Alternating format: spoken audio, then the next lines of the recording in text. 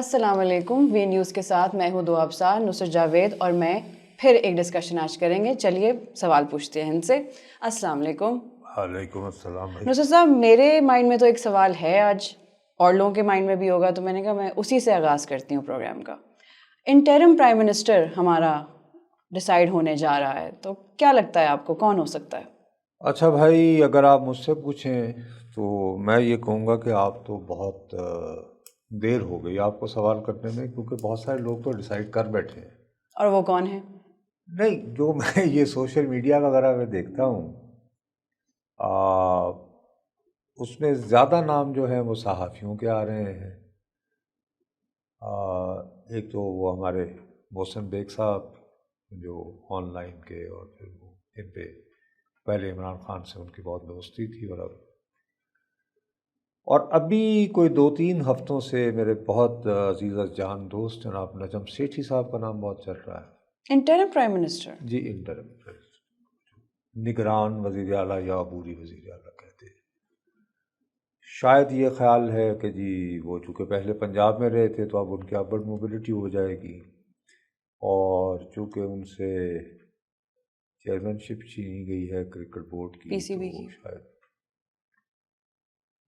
اچھا، وہ دونوں کے ساتھ میرے بہت اچھے تعلقات ہیں ذاتی طور پر، اور نجم صاحب کے ساتھ تو بالکل ہی بہت دیرینہ اور یعنی ہنسی مذاق اور چھیڑ چھاڑ. ہاں،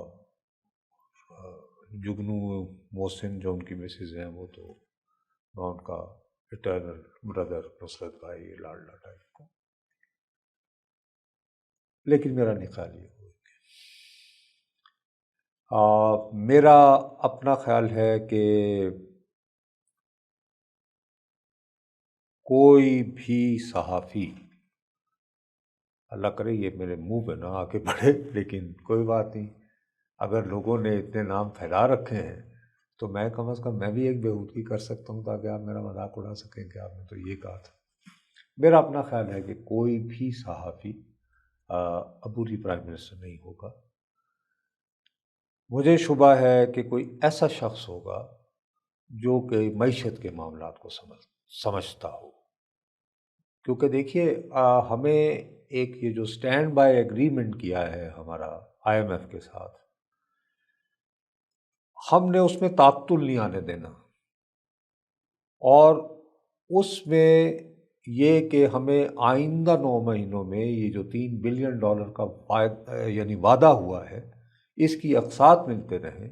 اس کو یقینی بنانے کے لیے ضروری ہے کہ کیئر ٹیکر گورنمنٹ کی جو کمانڈ اینڈ کنٹرول جو ہے وہ کسی ایسے بندے سے ہو جس نے کہ فائنانس کو ڈیل کیا ہو. تو یہ تو انڈرسٹوڈ سی بات ہے کہ اکانومی کو جو بھی تھوڑا بہت اسٹیبلٹی چاہیے وہ تو کسی اکنامک ایکسپرٹ کی ہی ضرورت ہوگی.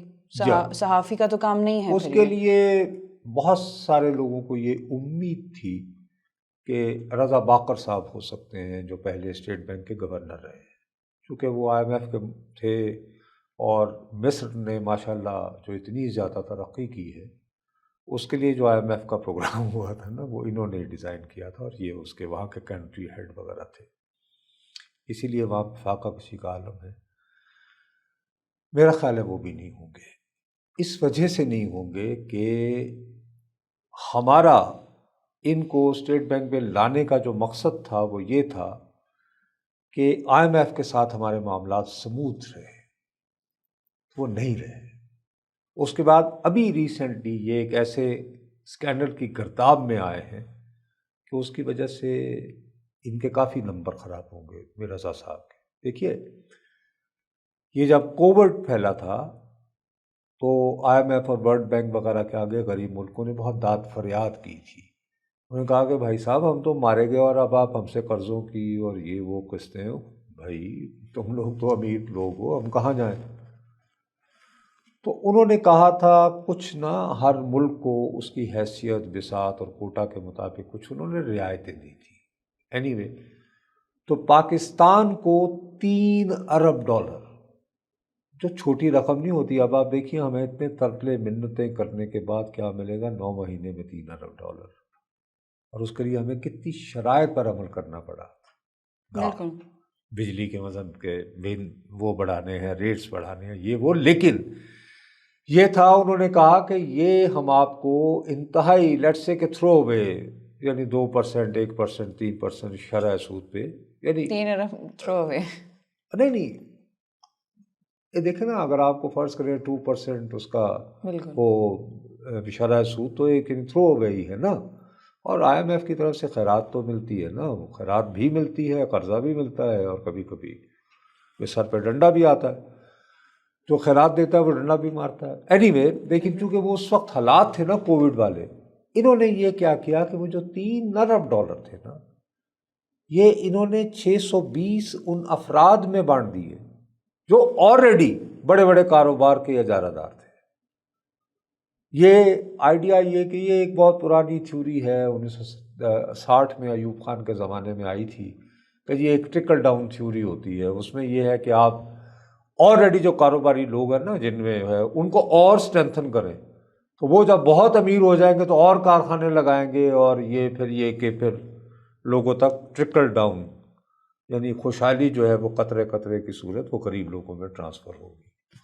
یہ اس تھیوری کو کہتے ہیں. لیکن اس کا نتیجہ یہ نکلا تھا کہ ایوب خان کے جب 10 سال ختم ہوئے تو اس سے پہلے ڈاکٹر محبوب اللہ جو بہت مشہور اکانومسٹ تھے, تو انہوں نے ایک پیپر لکھا تھا جس میں کہا کہ 22 خاندان جو ہیں وہ ہر کاروبار کے اجارہ دار ہو گئے, خواہ وہ بینکنگ ہو, انشورنس ہو, ٹیکسٹائل ہو, کوئی بزنس ہو.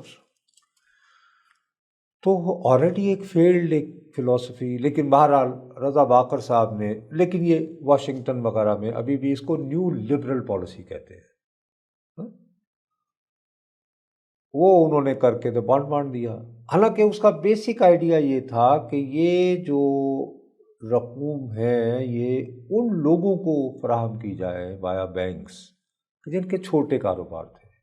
دیکھیے جب ایک بڑا انڈسٹریلسٹ مونوپولسٹ جو ہے وہ جب کہتا ہے, اس کو جب سستے داموں ملتا ہے قرضہ مشنری کے حصول کے لیے, تو وہ لیٹسٹ جو ہے وہ مشین لے آتا ہے. تو اس سے ہمارے جیسے ملکوں میں تو بابو جابس تو جنریٹ نہیں ہوتے, مزید نوکریاں تو پیدا نہیں ہوتی. نہیں بالکل. ہمیں تو اچھا یہ بھی لطیفہ ہوا, کل میں دیکھ رہا تھا ڈان ٹی وی کے ایک پروگرام میں, کل یا پرسوں کی بات ہے, خرم حسین صاحب ہمارے بہت اچھے ماہر معیشت ہیں جو کہ معاشیات کو ایک عام آدمی کی زبان میں سمجھاتے ہیں, ورنہ باقی تو ایسی وہ انگریزی لکھتے ہیں جو کہ اکانومی کا اکنامکس کا پیپر ہے وہ تو.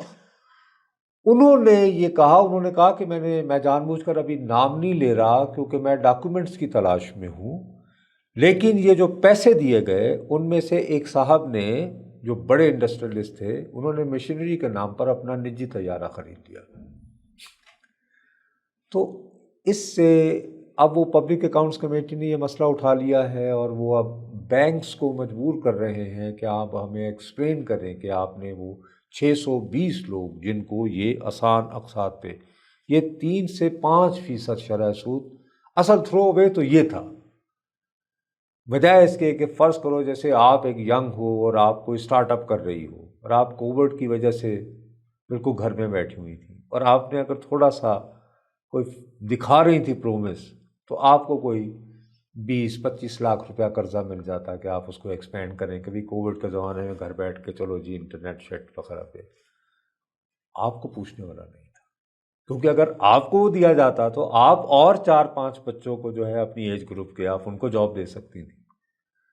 تو یہ کرائیٹیریا نہیں بنایا گیا کہ ہم یہ پیسہ جو ہمیں آیا ہے $3 ارب کوئی چھوٹی رقم نہیں ہوتی, اس کو 3 سے 5% شرح سود پر ہم ایسے لوگوں میں بانٹیں جو زیادہ نوکریاں استعمال کریں اور جابس کریٹ ہوں, اپرچونیٹیز کریٹ ہوں. تو وہ رضا صاحب نے اس کی وجہ سے جو اب وہ یعنی کہ اور بھی کہانیاں نکل رہی ہیں, تو میرا خیال ہے کہ پھر اس سے غلط یا صحیح, دیکھیے ایک ہوتا ہے کہ جرنلزم نے آپ نے بھی سنا ہوگا کہ ریالٹی سے زیادہ پرسیپشن میٹر کرتا ہے کہ لوگ آپ کے بارے میں کیا سوچتے ہیں. تو ان کا پرسیپشن یہ بنا کہ یار ایک اچھا موقع تھا جب ہمیں ایک ونڈو آف اپارچونٹی ملی تھی پوسٹ کووڈ ایریا میں ٹو اسٹیبلائز آر اکانومی, تو انہوں نے اس کو آلریڈی جو اجارہ دار سیٹ تھے ان میں وہ رقم بانٹ کے تو وہ بھی بھٹا بٹھا دیا. تو وہ بیسکلی چیز فیل ہی ہو گئی نا, ایک اسٹریٹجی جو ایک کام آ سکتی تھی ہمیں اب, وہ اس وقت خراب ہو گیا. نہیں اب تو نا، اب تو خیر کیا، لیکن اب تو بلکہ ہم تو اس کا خمیازہ بھگت رہے ہیں نا جو 2020 میں ہوا اس نان سینس کا. ٹھیک ہے نا. تو میرا ورنہ پہلے میں کافی سنجیدگی سے لے رہا تھا کہ شاید جو رضا باقر صاحب اسی طرح، بھائی یہ جو ہمیں آئی ایم ایف کے آگے اتنی ناک سے لگانی پڑی ہیں لکیریں، تو یہ معاہدہ کس نے سائن کیا تھا؟ حفیظ شیخ نے. وہ اس پہ امپلیمنٹ نہ کروا پائے نا، تو اب وہ کیئر ٹیکر پرائم منسٹر بن کے وہ کیا کر لیں گے. لیکن بہرحال چونکہ ہم لوگوں کے اب ایسے بھی ہو سکتا ہے، مطلب جیسے میں اپنے آپ کو بڑا ان دنوں میں بہت متحرک جرنلسٹ ہوتا تھا، بڑا ویل انفارم سمجھتا تھا. بخدا 1993 میں جب میاں صاحب کی گورنمنٹ گئی اور پھر کرائسس ہوا، تو میرے وہم و گمان میں بھی نہیں تھا کہ یہ کوئی معین قریشی صاحب کے نام کی کوئی شخصیت ہے اور وہ آئے گی اور وہ یہاں پہ کیئر ٹیکر پرائم منسٹر بن جائے گی. وہ میں ایسے ہی اڑتے اڑتے ان کا نام لکیلی، مطلب کہ میری عزت رہ گئی اس طرح سے لکیلی کہ مطلب کہ وہ کل یا پرسوں آ رہے تھے. ابھی تک کسی کو لوگ مختلف ناموں پہ، جیسے آج کل نہیں وہ پتنگیں چڑھ رہی، تو میں نے ان کا نام سنا تو میں نے پوچھا کسی سے. تو میرے جو فادر ان لا تھے وہ اکانومسٹ تھے، انہوں نے شکاگو سے PhD کیا تھا. تو میں نے ان سے پوچھا تو انہوں نے مجھے بتایا کہ نہیں بیٹا، وہ معین قریشی صاحب تو یہ ان کا بیک گراؤنڈ ہے. وہ اتفاق سے مجھے کلاس فیلو بھی رہے تھے گورنمنٹ کالج وغیرہ میں لاہور میں. تو مجھے تھوڑا سا تو انہوں نے کہا اچھا تو انہوں نے سرتاج صاحب کو فون کر لیا، سرتاج عزیز صاحب. انہوں نے کہا کہ وہ بھائی کیا، میں ابھی نصرت بتا رہا تھا کہ معین قریشی صاحب کوئی وہ تو ہوا. تو ہنس پڑے، انہوں نے کہا کہ یو مسٹ اپریشیٹ، وہ کافی انٹیلیجنٹ ہے. تو انہیں داد دی، مطلب انہوں نے کنفرم کر دی نا میری خبر. تو اس طرح پتہ چلا تھا. مجھے خدشہ ہے کہ اگر اس طرح کا ہوگا تو کوئی اور معین قریشی نہ آ جائے. اور آپ کو لگ رہا ہے کہ اس کے چانسز ہیں؟ خدشہ ہے. میں صرف اتنا ہے، میں تھوڑا سا کانفیڈنس کے ساتھ کہہ سکتا ہوں کہ جو نام گردش میں کر رہے ہیں، یعنی جو ابھی جو چل رہے ہیں نا، یہ مجھے زیادہ کائٹ فلائنگ لگ رہی ہے. May be I prove wrong in that. کہ جو پبلک میں اس وقت نام زیادہ آ رہے ہیں، ان میں سے کوئی نہیں ہوگا، کوئی بالکل ہی کوئی تیسرا چوتھا بندہ ہوگا جس کے بارے میں ہم نے نہیں سوچا ابھی تک. مجھے خدشہ ہے. تو اس سے چیزیں پھر آپ کو لگ رہا ہے کہ اکنامکلی بہتر ہی ہوں گی، یا وہ بھی ٹائم پہ ہی پتہ چلے گا اوبویسلی؟ نہیں، میرا اپنا خیال ہے اس بارے میں بہت کلیئرٹی ہے ہماری بہت حکومت اور ریاست کے طاقتور اداروں میں کہ آئی ایم ایف کا یہ جو پروگرام ہے یہ ہم نے مکمل کرنا ہے. اس کی اپنی ریپرکشنز ہوں گی، اچھے اور برے پوائنٹس ہیں، لیکن میرا خیال ہے کہ یہ، کیونکہ اگر آئی ایم ایف کا آپ کے پاس خط نہیں ہے تو آپ کے برادر ممالک نے بھی آپ کی مدد نہیں کرنی ہے، چائنا نے بھی نہیں کرنی ہے. وہ چاہتے ہیں کہ کوئی نہ کوئی چیک رہے. No one is willing to write blank cheque for you. وہ دن گئے. ہمارے لیے تو پرابلم ہی ہے ہر طرف سے.